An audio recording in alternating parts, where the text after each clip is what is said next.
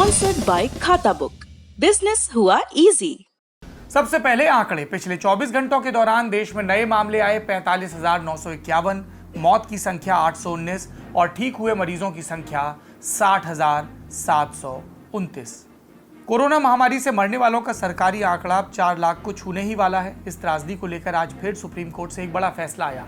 अदालत ने national disaster management authority को महामारी में जान गंवाने वालों के परिवारजनों को मुआवजा देने हेतु गाइडलाइंस बनाने का आदेश दिया है। जस्टिस अशोक भूषण की अध्यक्षता वाली ट्रिपल बेंच ने एनडीएमए से 6 हफ्तों के भीतर मुआवजे की रकम तय करने को कहा है।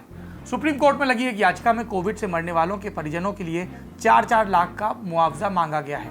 इसे लेकर केंद्र ने अदालत से कहा, स्वास्थ्य राज्य का विषय है। अगर राज्यों को 4 लाख प्रति मृतक का मुआवजा देने को कहा गया तो उनके पास आपदा राहत का जो बजट है वो पूरा का पूरा इसी में खर्च हो जाएगा और दूसरी आपदाओं के लिए पैसा नहीं बचेगा। केंद्र ने यह भी कहा था कि मुआवजे की जगह पब्लिक हेल्थ से जुड़े दूसरे कदम उठाना बेहतर होगा, लेकिन अदालत के आज के आदेश के बाद मुआवजे वाली बात को वजन मिल गया है। पूरे देश से कोरोना के कारण मौत की अंडर रिपोर्टिंग की शिकायतें भी आई थी।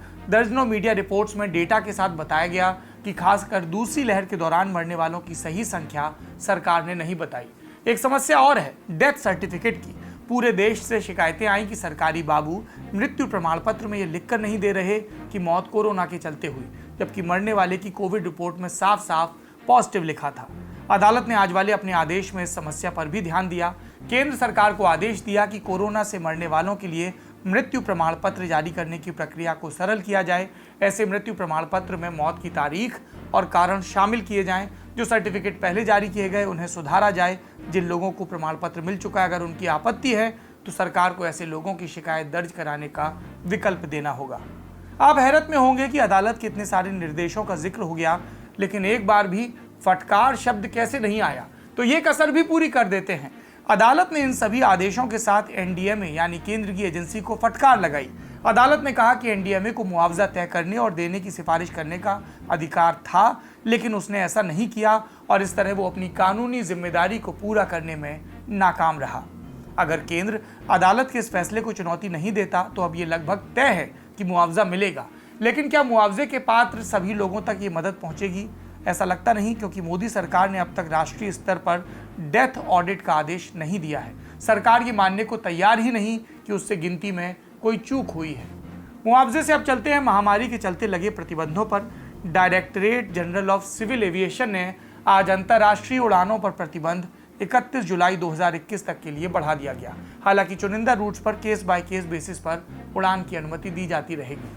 2 अपडेट टीकाकरण के मोर्चे से भी हैं। आज महाराष्ट्र सरकार ने बॉम्बे हाई कोर्ट को बताया कि वो अपने बूते घर पर टीकाकरण शुरू करने जा रही है और इसके लिए अब वो केंद्र सरकार की अनुमति का इंतजार नहीं करने वाली।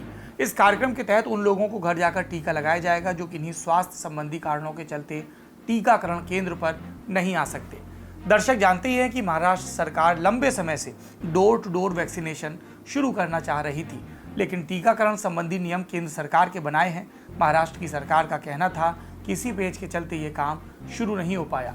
दूसरा अपडेट कोवैक्सीन से जुड़ा है। इस टीके की दिक्कतें खत्म होने का नाम नहीं ले रही। भारत बायोटेक ने पहले दावा किया था पानी की एक बोतल से भी कम दाम पर टीके की खुराक मिलेगी, लेकिन कोवैक्सीन आज दुनिया के सबसे महंगे टीकों में शुमार है। 6 महीने से टीका भारतीय नागरिकों को लग रहा है, लेकिन अब तक WHO से मान्यता नहीं मिल पाई। समस्याओं की सूची तब और लंबी हो गई जब ब्राजील ने कोवैक्सीन की 2 करोड़ खुराकों के ठेके को स्थगित कर दिया।